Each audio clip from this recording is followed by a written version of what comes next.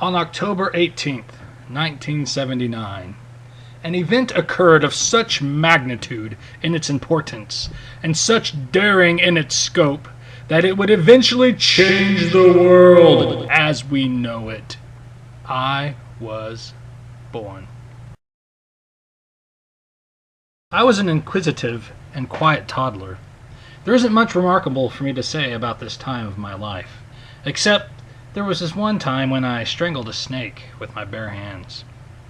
Or was that Hercules?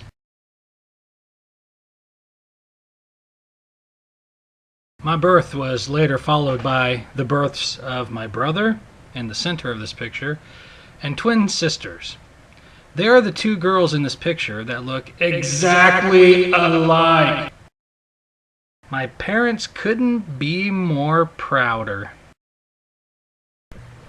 In elementary school, I struggled academically to color within the lines and to write in cursive. I recall in kindergarten that I got in trouble for coloring with the blunt end of a crayon. "It's just coloring with a crayon, lady. Why is the back end exposed if we weren't meant to color with it?" Throughout my childhood years, I was forced by my father to play sports through the local YMCA. I played flag football, baseball, basketball, and soccer. Most times, my father was the coach. It was hard on both of us. In middle school, I became more socially active, though I still thought girls had cooties. It was hard to make a lot of friends when your teachers made you dress up as patriotic mascots to deliver messages during the morning announcements.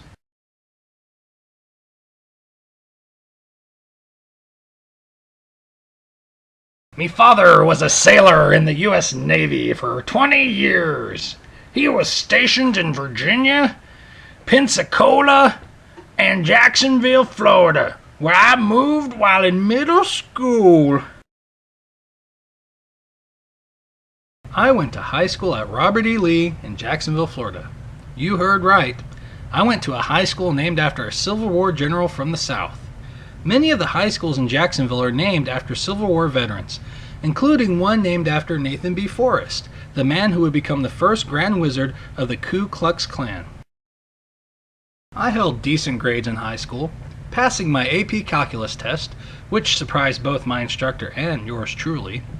I participated in cross-country, soccer, and quiz bowl all 6 years of high school. I finally graduated with the class of 1997, with the honor of being in the Honor Society. Upon successful completion of high school, like many a young lad, I went straight to college, not having the slightest idea of what to do with my life. I began as an education major, but switched to a major I found intellectually appealing, but which was certain to fail me later in life. Philosophy? Good guess.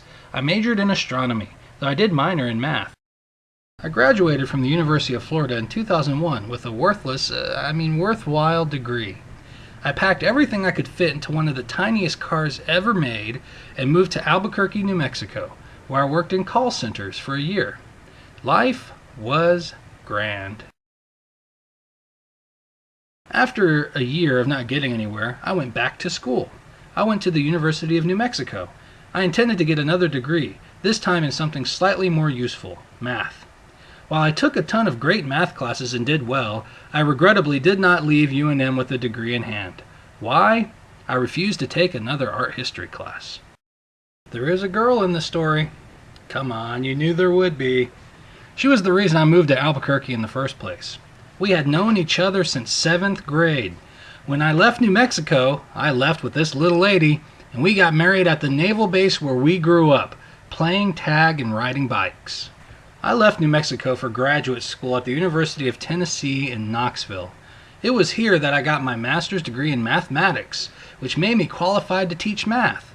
The math department was housed on top of the biggest hill inside the oldest building on campus, which seems fitting for such an old and illustrious topic as mathematics. And it also kept me in great shape walking up and down that giant hill. While in Tennessee, my first child, Ayla, was born on my wife's birthday in 2004. It was definitely a challenge going to school full-time, teaching part-time, and taking care of a family. I ended up also getting a job at Target to make ends meet. I'm a man! About a year after Ayla was born, I finally graduated at the University of Tennessee, and I managed to land myself a good job teaching math here at Dodge City. Either I was lucky or they were desperate, because I didn't show up to my first interview. They were kind enough to allow me to interview again, and the rest, as they say in cliché class, is history. Psych! My son was born in Dodge City in 2006. My wife was bedridden for a week after the delivery, and for the first time in my life, I was the primary diaper changer. It was traumatic for both of us. Now that's the end of the story. Psych! Evangeline was born on the last day of the year, 2010. I am now, and will forever be, a proud father of exactly 3. While there were plenty of congratulations shared and love to dole out, it was remarked to me by several people that I would be able to count this child as a tax deduction for 2010. Ka-ching! In my time as a teacher of mathematics, I have come to have a real interest in technology, both for personal and educational use.